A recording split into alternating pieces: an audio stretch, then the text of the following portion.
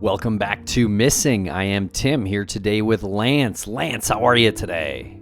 I'm doing fantastic today, Tim. I'm very hopeful that you are feeling better. You sound much better. There's been a lot of ill health over there in the Pilleri household, so my well wishes are being sent to you. I hope everybody who's listening, I hope they're feeling well also. We have such an interesting episode coming up, just you and I, talking about a really old disappearance. But Tim, let's talk a little bit about you. How are you? Doing good. Thanks a lot. Yeah, voice is definitely coming back. Energy levels coming back. The kids are at school today, so that's good. On the mend. Everyone's on the mend over here. And today, we do have a really compelling story about the disappearance of Dorothy Harriet Camille Arnold from Manhattan on December 12th, 1910. And this research comes to us by way of Kathleen Studer. So big shout out to Kathleen. She did a great job putting this research together. Very excited to go over it. It is a really mysterious story and one I had never heard of. Same. And I love these historical disappearances. I love these historical stories. There's just something about it that gives us like richness in the context of what we're talking about. But Kathleen really has a great way of detailing out everything that should or may not be significant in these disappearances. She's a great researcher. She weaves it all together in such a magnificent fashion. Can't thank her enough for this, the great Kathleen Studer. And this is the kind of episode that we want to be producing some more of. I know I did see some comments on Apple. Some listeners want us to get back to these type of cases, and I think we're working our way back. We've had a lot of change over the past couple of years. 2 different partners. The most recent ones had some very different ideas on what they thought we should be bringing to the missing airwaves, and frankly, we disagreed, and that's one of the reasons we're not partners with them anymore. So we are bringing more missing person stories to this podcast as it was always intended to be. Yeah, and on that, just a little bit, nothing behind the scenes goes quickly. I know it feels quick when you're listening to a podcast and you just see like every week you get 2 episodes of Missing or 2 episodes of Crawlspace. It feels like everything is always kind of, plugging along and things are happening quickly, but things go so slowly. So when you're leaving one relationship and going to another relationship, whether it's ad sales or marketing or something, like if you're doing something behind the scenes, it takes weeks before you can get back on track, get signed up with another ad sales partner or whomever, and then you have to go through the motions again. You have to reestablish your platform. It's really a lot of housekeeping, and we really, really appreciate people sticking with us on that. But to your point, Tim, these are the episodes that we want to consistently produce. Historical, non-historical, but just telling these stories about these missing people and putting out the information so that there can be some answers and there can be some sort of comfort for family members and friends of these missing people. Absolutely. And just want to mention, you mentioned Crawlspace. That is one of our other podcasts. We also have another podcast called Empty Frames. That is True. about art crime. And we have been producing some new episodes of Empty Frames lately, obviously, as well as Crawlspace. So make sure to go check out those 2 shows. They are really great shows as well. Gotta say, we brought our sweater games to this episode, too. really did a good job with these. And for anybody who's curious about these sweaters that Tim and I are wearing, you can see them in person because Spotify has a wonderful new video feature.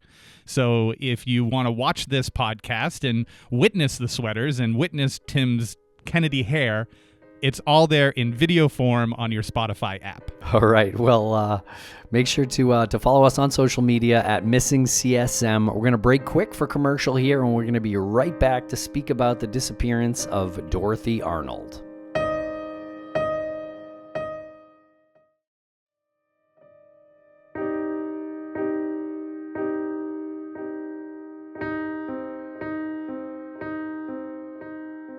Dorothy Harriet Camille Arnold was born on July 1st, 1885. and she was 5'4", 140 pounds, brown hair, and grayish blue eyes when she went missing on December 12th, 1910. And she was only 25 when she went missing from Manhattan Island in New York City. And I was curious, anytime we do these historical accounts of missing persons, 1885, that's, a long time ago.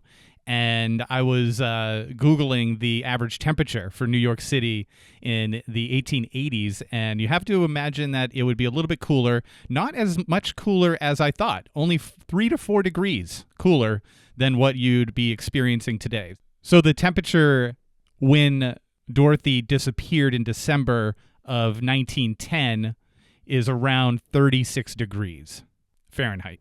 So just above the freezing mark. Right, so not bitterly cold, but certainly not warm either. Right. And on the 12th of December in 1910, Dorothy left her residence at 108 East 79th Street in Manhattan to go shopping downtown for an evening dress to wear to her sister's debutante party on the 17th. And it was approximately 11 a.m. when she ran into her mother sitting in the lobby of the building, who offered to accompany her daughter shopping. And Dorothy's last words to her mother were, "No, Mother, don't bother. You don't feel just right, and it's no use going to the trouble." I guess she meant the trouble of the walk that Dorothy was about to go on. Yeah, I would think so. It sounds like she probably wasn't feeling so well. And I wasn't 100% sure what a debutante party was, so I had to look that up as well. Do you know what it is? It's when a young woman is being introduced into society. So it's definitely amongst the elite of society, and they're introducing the young woman into the social circles. So it's almost like a coming-of-age party for a young woman. So based on witness accounts that day, it is known that Dorothy wore a well-tailored suit with a blue coat and a hobble skirt in a matching color. She carried a large silver fox mutt with a satin handbag. But the most distinct part of her attire was a black velvet baker hat with 2 blue roses as decoration and a light blue lining with lace along the edge. And that hat was held on by a lapis hat pin, and she had on lapis drop earrings. So I was a little confused what a silver fox mutt is. So a mutt is a bag. It's a mutt theme. This is apparently what I've looked up, and hopefully it applies to what Dorothy had back then. So a mutt as a dog is sort of a mixed breed, so it kind of applies to the bag as in featuring prints or related to dogs or mixed breed dogs. So it's like a print, or it had some sort of dog-related theme going on her bag, which I thought was interesting. It is interesting. Yeah, dogs kind of come up later, too. Yeah. Definitely have some comments on that later. And she was also wearing her hair in a high pompadour. And this is an interesting tidbit, and I appreciate Kathleen providing the context for nowadays. She was carrying about $25 from her $100 a month allowance. So doing the math, and we're adjusting for inflation for today's numbers, $25 would be $836 in 2025. So she's walking around. My God. That's fine, $836. And her monthly allowance was $3,344 in today's numbers. So that's what she was given a month, I'm assuming by her family. I mean, I could almost survive on that now. It would be pushing it. Yeah, it's definitely pushing it. But that was her walking around money. Yeah. Literally. Speaking of walking around. Yeah, she went on quite a walk that day. She chose to walk the wintry and icy sidewalks first to 59th Street. So that's about 20 blocks right there that she just walked. Right, from 79th Street. Yeah, and again, obviously it's cold temperature. We've been to New York. Today, you probably wouldn't walk that amount of time unless you're really bundled up. You'd probably hop in a cab or an Uber or something, Yeah, or taking a train. Yeah. Right. And she stopped at Park and Tilford's candy counter for a half-pound box of chocolates that she charged to the family's account there. Which is also very telling about the family, that they have an account at a candy store. Right. Yeah, so a high society family for sure. Yes. And I believe that building still exists. The Park and Tilford building still exists, but unsure whether or not it is still producing candy and unsure if they still have an account there. But if they do, then I think we should take a trip and retrace our steps and buy a half-a-pound box of chocolates. So she checked her general delivery box at the 34th Street post office after that. So again, that's like another 25 blocks. And she asked the clerk if any letters had come in for her from overseas. And clerks later reported that she had received several overseas mailings at the address. But I guess unclear on this day if she had received anything. So I'm just restating her route. It's pretty much like north to south, starting at East 79th Street, and she's gone all the way down to 34th Street to the post office. So also unclear what type of shoes she's wearing. Right. That's a really good point because, yeah, she was next seen at Brentano's bookstore at 5th Avenue and 27th Street. So, yeah, she really went on quite a hike here. Like, this is several miles. This is like 4 miles one way that she's just walked. Right. On streets that were probably not in the condition that they're currently in.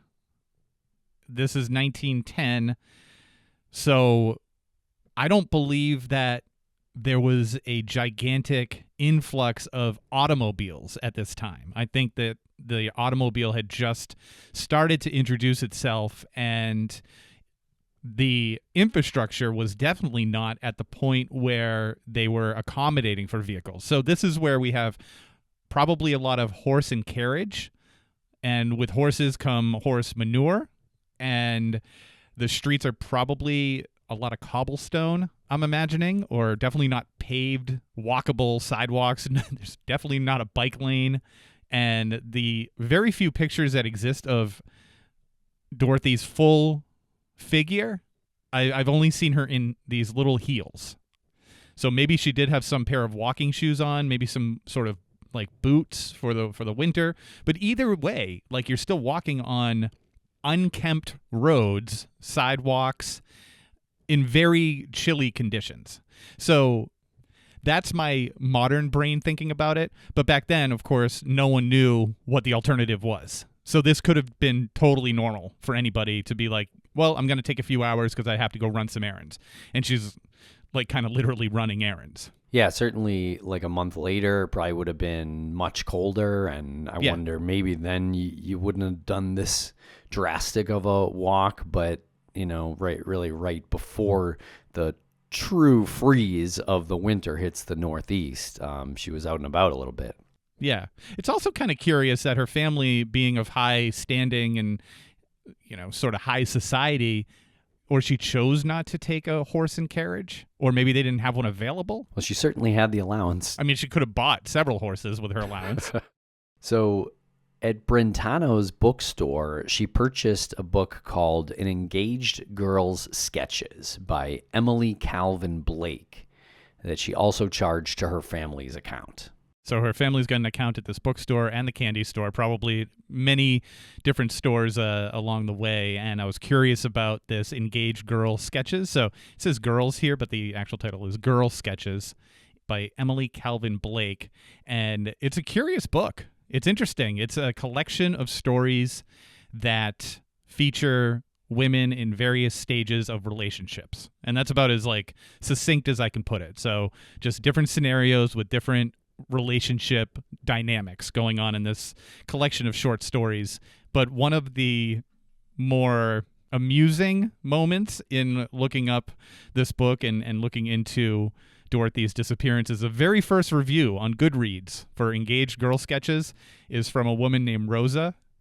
And she said that she first discovered this book because she searched it out when she was researching the disappearance of New York socialite Dorothy Arnold. So I think it's amazing that this book was published in 1910, the year that Dorothy disappeared. So this was like a new book on the shelves. Right. And I find it interesting that in 1910, this book is published. It's new. It did pretty well. And it's really kind of rare to find now. And you can read this book on archive.org if you just search it. You can pretty much read the whole thing online. And outside of the bookstore, Dorothy ran into a friend named Gladys King, and they chatted about Dorothy's sister's upcoming party that Gladys was planning on attending. And Dorothy and Gladys, they parted ways around 2 p.m., with Dorothy mentioning that she would walk through Central Park on her way home, which is pretty typical if you look at the map of where she was and where she had come from. But this here was the last confirmed sighting of Dorothy. And when Dorothy didn't arrive home for dinner that night, her parents did call around to several of Dorothy's girlfriends to check to see if they'd seen her. None of them had, but one of the girls, Elsie Henry, called back after midnight to see if Dorothy had been found. And Dorothy's mom, Mrs. Arnold, told her that she had come home but had gone to sleep with a terrible headache and wasn't available to come to the phone. So to this day, no one really knows why Dorothy's mother said that, but it is, at least according to this research document, the start of a pretty strange story behind Dorothy's disappearance. Yeah, it does seem weird that that the family really didn't want it to be known that Dorothy was missing right away. They sort of went about it a little differently. They went about it. Well, we'll get into it, but they didn't. It's not like they immediately called the police when they realized she was missing. Right. They didn't immediately call the police, and I'm wondering if this had started this phone call after midnight from Elsie Henry. I'm wondering if that was just the beginning of them sweeping what they thought could be some sort of scandal under the rug. So if Dorothy does come home later on, it's just not an issue. Mrs. Arnold can tell Dorothy, oh, Elsie called. I told her that you had a headache and you couldn't come to the phone. So just keep that going, you know. So that's the only rational explanation I can kind of wrap my head around for why she would say that. And so a little background here on Dorothy. She was the second child born to parents Frances Rose Arnold and Mary Martha Parks Arnold. Her father was a Harvard graduate and senior partner at F.C. Arnold and Company, an importer of fine goods such as perfumes in New York City. And his ancestors had come over on the Mayflower. Wow. And his sister was married to Supreme Court Justice Rufus W. Peckham. So, yeah, wow. Definitely some high society family here. And Dorothy's mother was from a well-to-do family up in Montreal, Quebec. And the Arnolds were on the social register and lived in the Upper East Side of Manhattan. And Dorothy was considered both a socialite and an heiress due to her parents' position in New York City society. Dorothy attended the Velton School for Girls, a private school on the Upper West Side. She graduated from Bryn Mawr in 1905, so 5 years before she disappeared. She had a degree in literature and language. And with that degree, she dreamed of becoming a writer. And she was working towards that goal at the time that she disappeared. A newspaper described her pastimes as, quote, private theatricals, musical soirees, and literary conversaciones. Tim, help me out with this word. Yeah, so I guess it's a scholarly social gathering held for discussion of literature and the arts. Interesting. Yeah, the word is very similar to conversations, but yeah, again, kind of that high society, big time into art kind of social circle. Sure. I can understand musical soiree.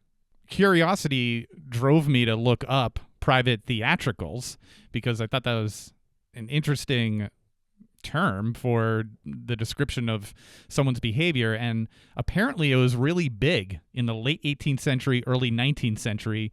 And it was written, I'm looking at Pemberley.com right now, and it was written that it was a step by the upper classes to distance themselves from the increasingly plebeian nature of performances at 2 patent theaters in London.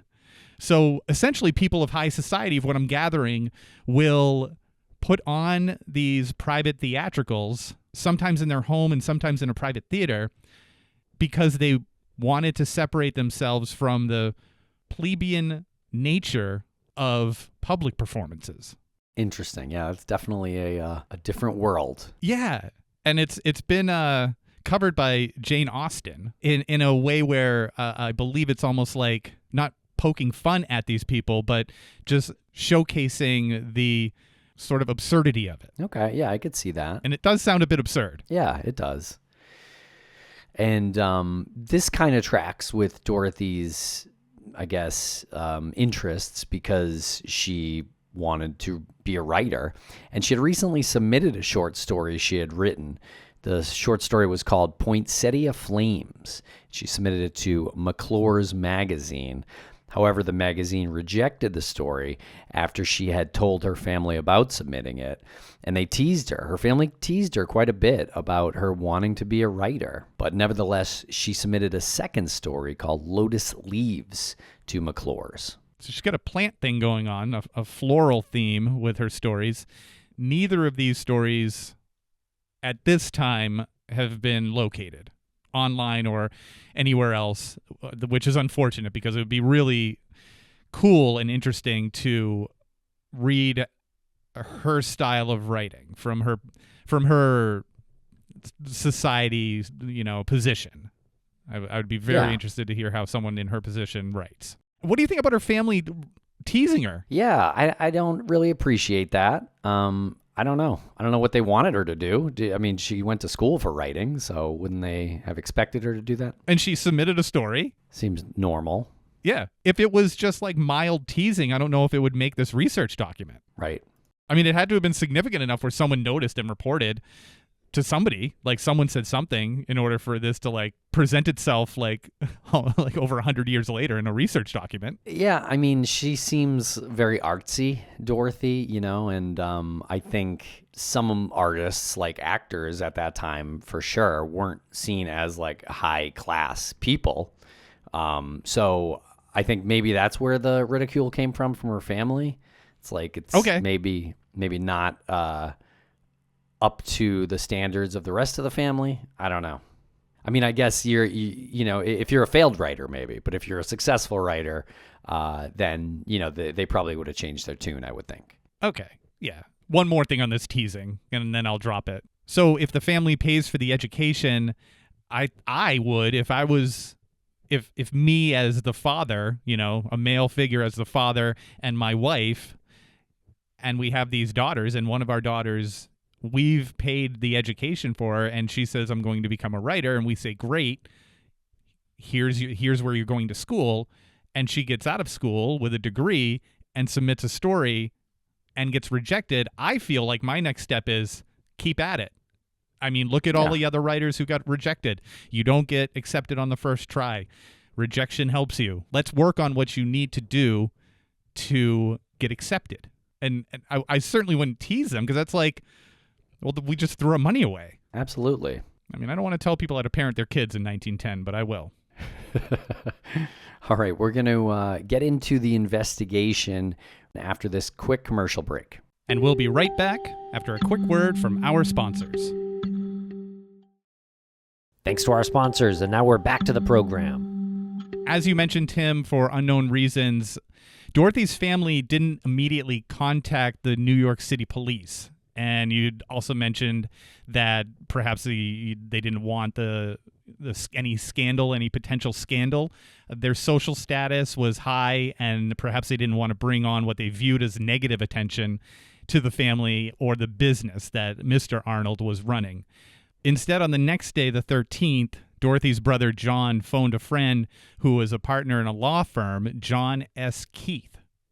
And he was saying it's imperative that he stop by on his way into work. So I'm assuming that phone call was in the morning. Yeah, must have been in the morning. And so the family escorted this John S. Keith into Dorothy's room, which was found intact with all of her clothing except what she had worn the day before. Now, do you find it interesting that they didn't contact the police immediately? Or do you find it normal that they contacted somebody the next day? I say at least they contacted somebody. If they had done nothing, that would have been strange. But Right. I have to say I appreciate her brother, who seems to have spearheaded at least this part of the early investigation.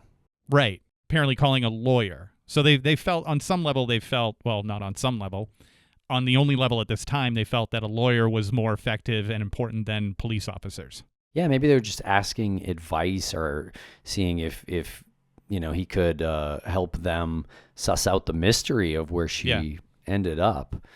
And so they went through her room and they found a stack of letters with foreign postmarks that were in her drawer. And 2 transatlantic steamship folders were on the desktop. And shard papers were found in her fireplace that were unreadable. Now, I thought that was strange at first, but then I was thinking to myself, what else would be in a fireplace to start a fire? So perhaps those were just newspapers or some sort of paper that was used to start a fire in the cold room. Yeah. I mean, there's probably wood there to start hope, it, yeah. but I would assume. But the paper could definitely spark that flame. But also, if she's writing, it's not like they have whiteout or like a backspace button, right? So she may have just like not liked what she wrote and tossed it into the fire, which would be totally normal. Or it could be something suspicious, like some kind of evidence as far as where she may be. So Mr. Keith had hired and spent weeks searching the local hospitals.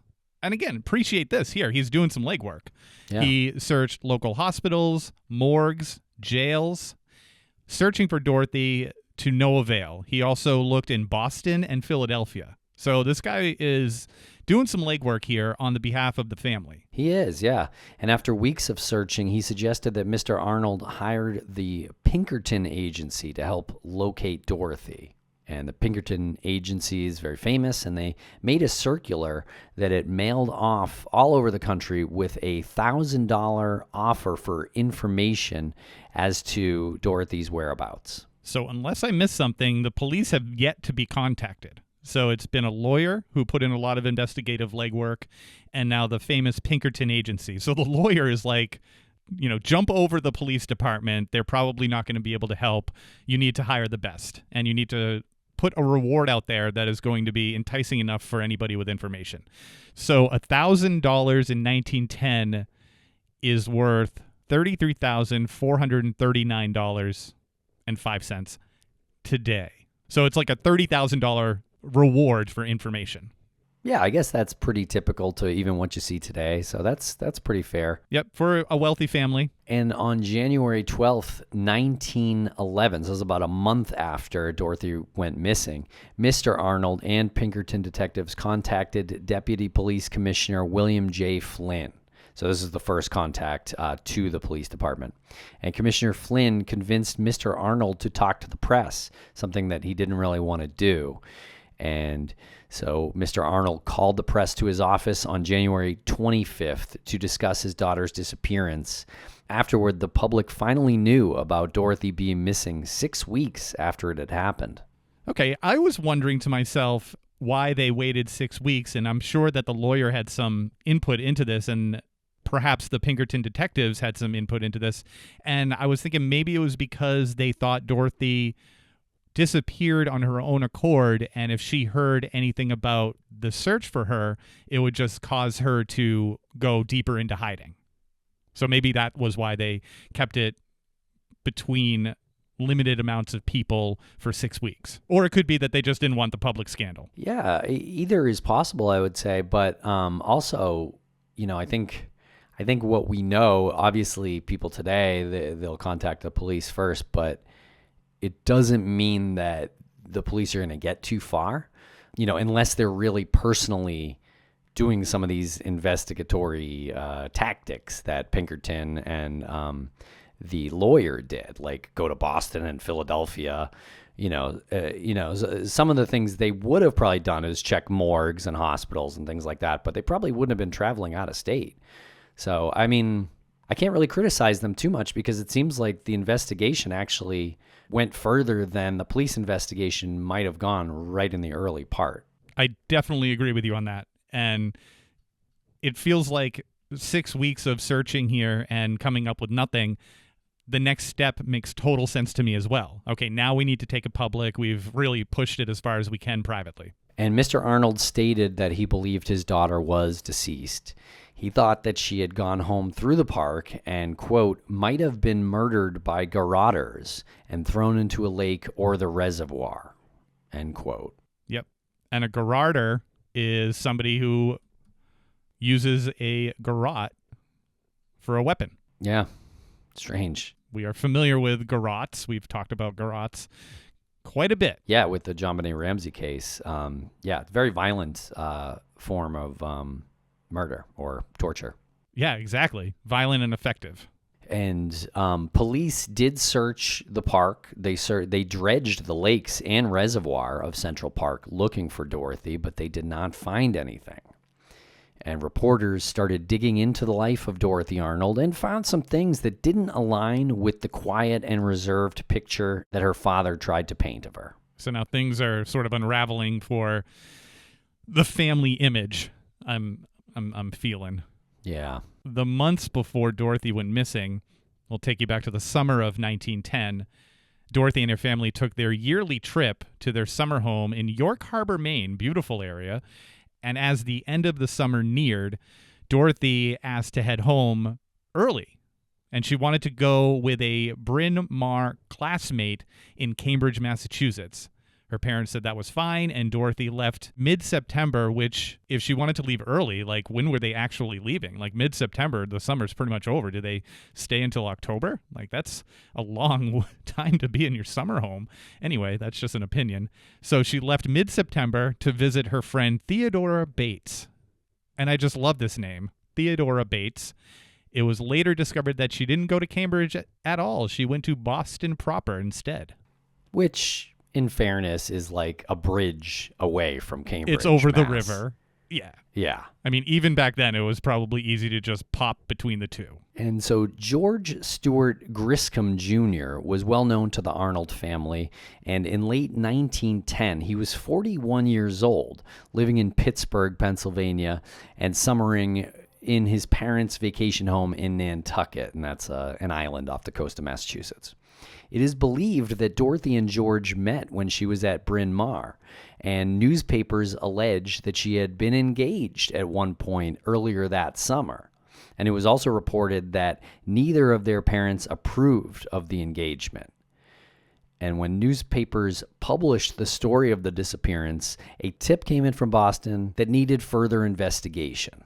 So this tip determined that George went to Boston on September 15th and registered at the Hotel Essex, and Dorothy arrived on September 16th, met with George, who registered her at the Hotel Lenox. And the tip further goes on to describe the pair looking very happy all over Boston for the next week. Both registered under their real names and addresses, so they weren't making any attempts to hide their identities. So that's kind of telling. And on September 22nd, at a shop on Boylston Street, Dorothy pawned $500 worth of her jewelry to pay for their stay. I thought this was super interesting. Dorothy has a significant monthly allowance. George Griscom Jr. was 41, so probably some level of established at that age. He's living in Pittsburgh, summering in his parents' home in Nantucket. That's the reason why I'm thinking, like, whether he's established through family money or what, or through himself. Most people who need to borrow money to stay at a hotel aren't summering in a vacation home in Nantucket unless some funding has been cut off. So that's what I'm getting at. I think maybe some funding had been cut off, maybe because the parents didn't agree with this relationship because she was 25 and he was 41. So they're like, you're cut out until you stop this nonsense. And Dorothy's parents might have said the same thing. So now she's pawning some of her jewelry to pay for their stay. Yeah, I'm guessing it had something to do with I guess not wanting to ask for more money or use the allowance or something. Definitely interesting. And Dorothy returned to York Harbor on September 24th, and George went home to Pittsburgh. Okay, sounds like they had their about a week together, a little over a week together. Yeah. Dorothy's family returned to New York soon after, and Dorothy asked her father for approval to rent an apartment in Greenwich Village. And it was known for a very lively art and creative community, even in the early 1900s. A lot of private theatricals going on there, I imagine.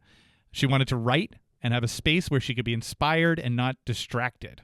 And her father admonished her by saying, quote, "A good writer can write anywhere," crushing her desire for some independence. I'm not liking this whole parenting style. Yeah, I kind of agree with his point there, though. Like, I mean, oh, it's agreeable. Yeah, I mean, like, Stephen King wrote his first book in on sitting on the dryer or something. So, like, yeah, he had his ironing board was his desk between the washer and dryer. So, yeah. Yeah. So I think that part is true, but it also seems like the conversation was more about the father not wanting Dorothy to live in Greenwich Village, probably 100%. with those artist types, Yeah. So that really wasn't a fair thing to say of Dorothy, because we don't know if she was going to become a good writer or not. So between that and that ridicule that we had mentioned about her writing rejections and the secrecy of George back in her life, she opened up a general delivery box at the post office, which she visited often. And over Thanksgiving that year, Dorothy decided to actually visit her friend Theodora Bates, who was in Washington, D.C. at this time. And she arrived on Wednesday night, and on the morning of Thanksgiving Day, she opted to remain in bed.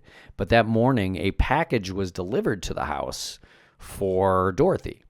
And Theodora brought it into her bedroom, and Dorothy, I guess, sort of tossed the package aside, seeming a bit uninterested. And Theodora assumed it may have been another rejection letter, and didn't question her, as she didn't want to embarrass her. It's interesting that it's described as a package.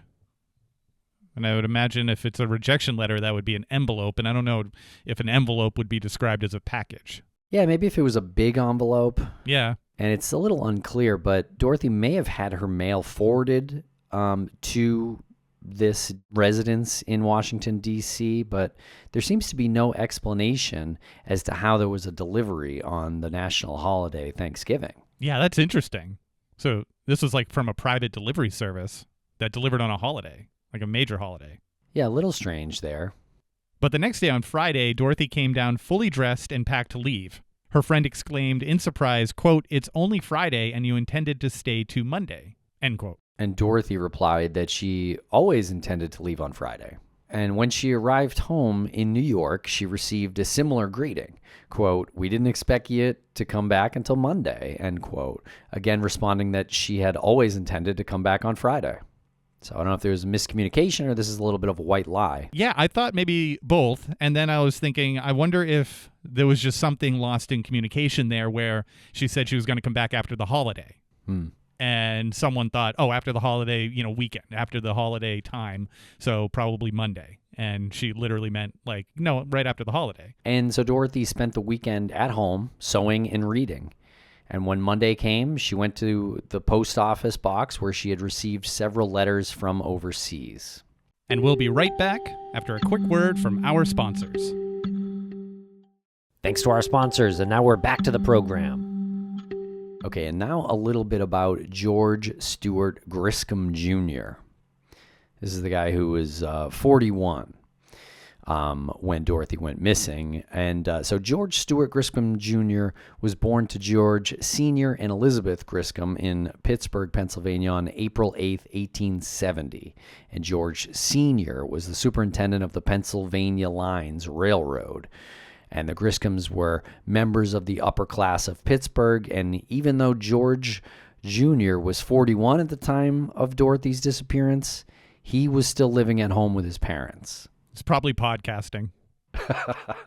I just want to make a comment real quick on the picture of George that we have. I'm assuming this is a picture of him being much older than 41 because he looks like he's like 20 years older in the picture. George was engaged, though, once before in 1902 to another socialite, Caroline S. Hayes. A marriage certificate was issued to them on April 28th, 1902, but the wedding actually never happened. Yeah, this is a really interesting part. So Yeah. Miss Hayes was a pet lover, and she and George Jr. had a disagreement about her dogs in the days before their wedding, and that actually was enough to cancel the nuptials. So how much did this guy hate dogs? Yeah, right? Did Miss Hayes have like a gang of dogs? She had like 10 dogs or something. Maybe that would have been a little extreme, but this seems very extreme for this to be a deal breaker in a marriage. Seriously, like was she breeding dogs? Yeah. Very confused about this. George, you live with your parents. At this point, it's 1902, right? So he's still in his 30s. He's like 33 or 34. You found a woman, she's a pet lover. You got very little to complain about. She has a couple of dogs. You could have got through it. But Miss Hayes went on to another engagement in 1909, and newspapers reported that she chloroformed her dogs before the wedding because the man also objected to the dogs. So now we've killed dogs. Well, that is a really crazy part because she, seems like maybe she's a dog lover, but it's a little unclear if chloroforming her dogs would kill them or just, make them pass out for a temporary period of time. But either way, it's very dangerous. You wouldn't do that to your beloved pet. No. Yeah. And very also, strange. like, why are these men so opposed to dogs? I don't know. Dogs are awesome. Yeah. And so George Jr. often accompanied his parents on their vacations.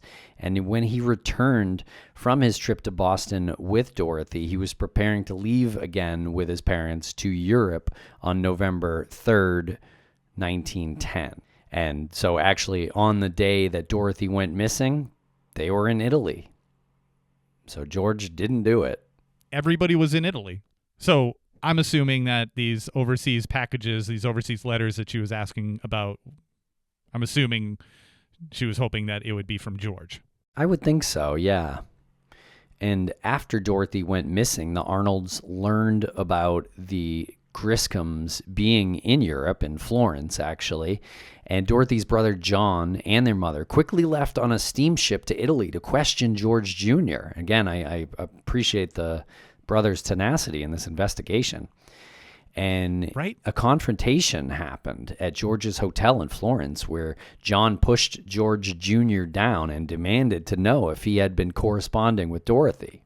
This is quite a scene that develops here. George Jr. moved his hand to his coat pocket, leading John to grab the letters from Dorothy that were in his pocket. One letter was described as flowery, written on the Monday after Thanksgiving, but ending with this cryptic sentence: "Well, it has come back. McClure's has turned me down. All I can see ahead is a long road with no turning.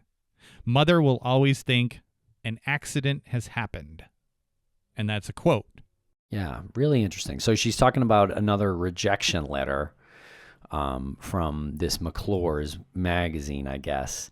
But the last part is kind of haunting. Mother will always think an accident has happened. Yeah. So putting some context here, she sends out a story to McClure's. She tells George about it. And this letter says, I'm assuming it means the rejection. So the response. So the response has come back. McClure's has turned me down. All I can see ahead is a long road with no turning. So there had to have been an ultimatum. If McClure's turns me down, this is what I'm going to do. All I can see now is a long road with no turning. So there's a decision that's been made based on this decision from McClure's. But very cryptic last line. Mother will always think an accident has happened. Mother will always think an accident has happened. It sounds different, if you emphasize different words there. Yeah, it's very unclear what she means. I guess it's kind of a suicidal thought, I would think, right?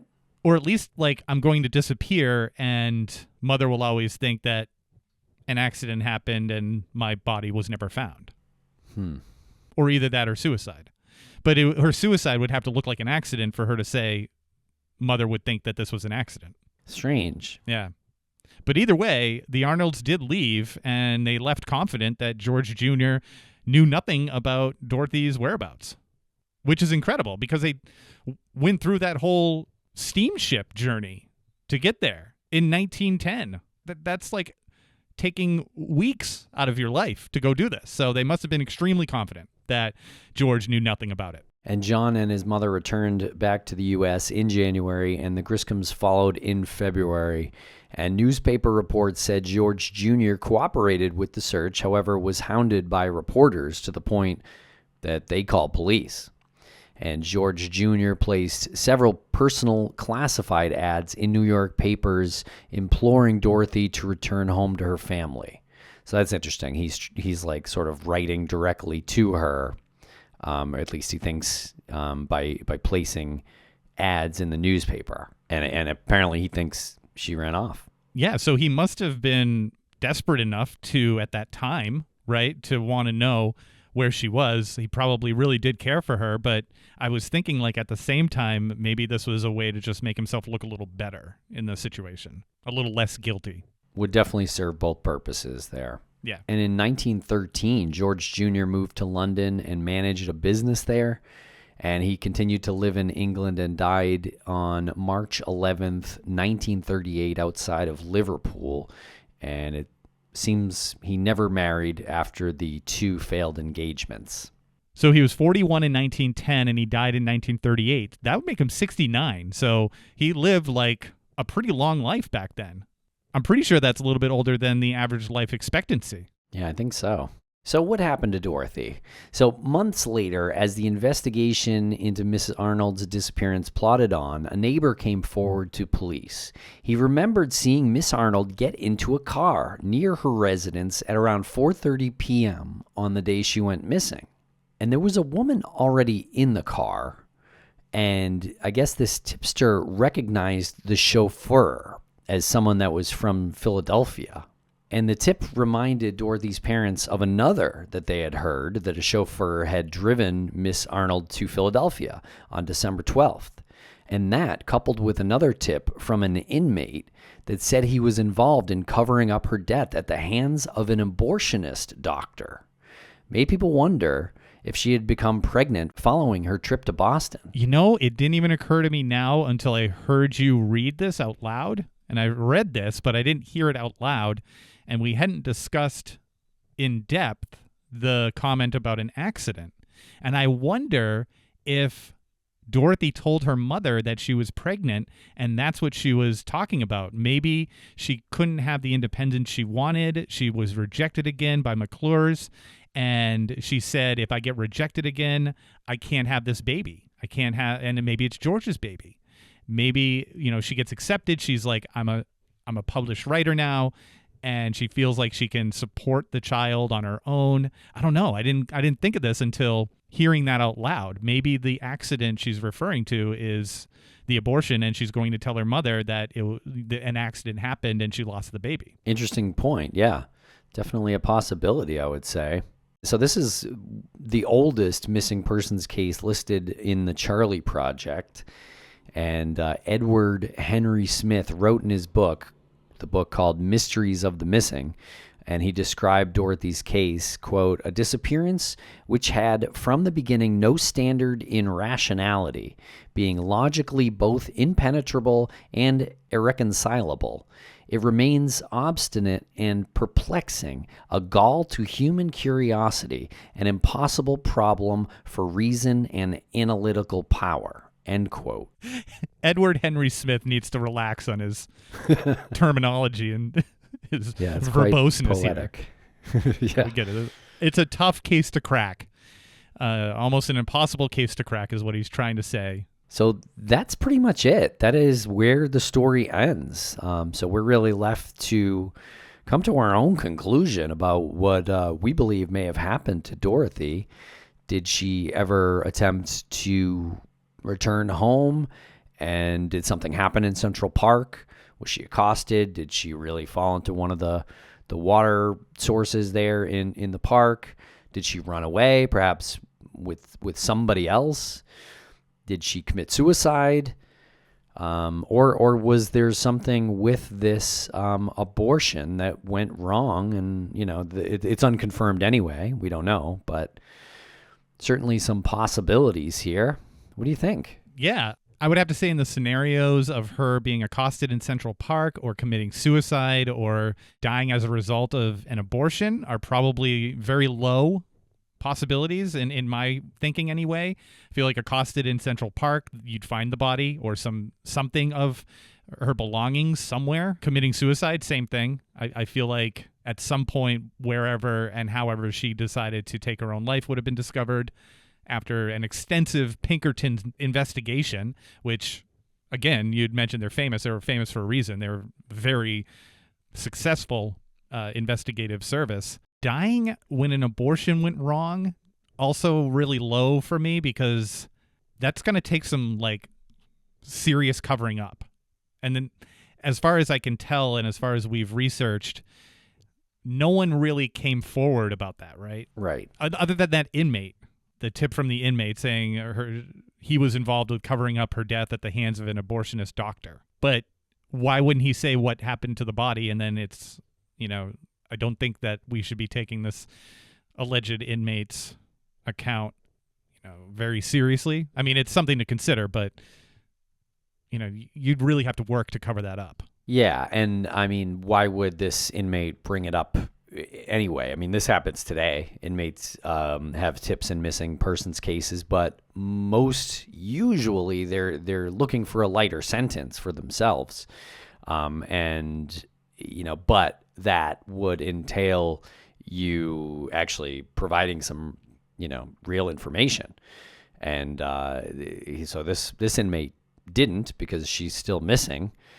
And the other thing is, there was never any confirmation she was pregnant at all. Right.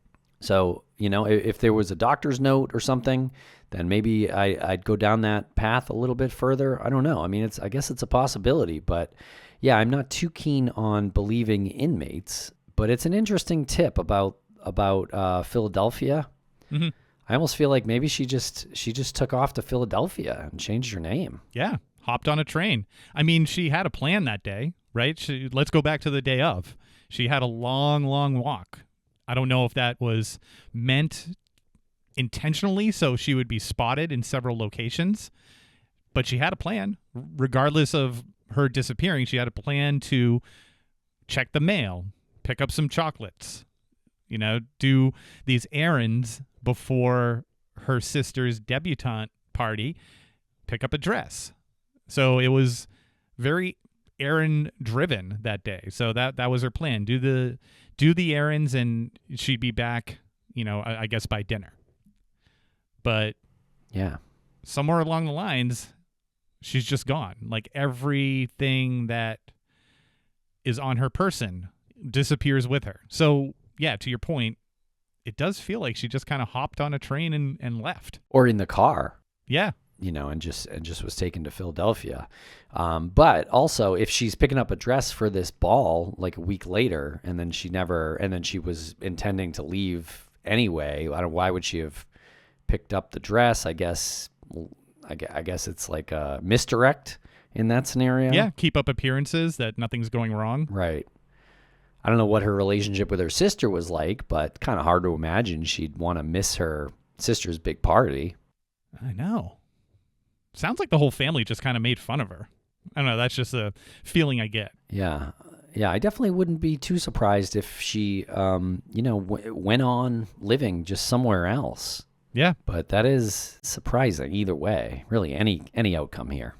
And you'd mentioned the car, right? So I said train, but I had kind of neglected to remember the count that you mentioned, the neighbor who came forward to the police, and that was at 4:30 on the day that she went missing. So if you kind of do the timeline in your head, she leaves in the morning, like mid-morning, and she walks this distance, does all of her chores, and she's coming back, and it's around her residence that she gets picked up according to this tip. So 4:30 tracks with the time frame, because if she's coming back for dinner, that seems like about the right time to be coming back to like settle in for dinner. later on. There was a woman already in the car, recognized the chauffeur as someone, I guess, who was familiar to the family. So someone sent a car for Dorothy, according to this guy, this neighbor.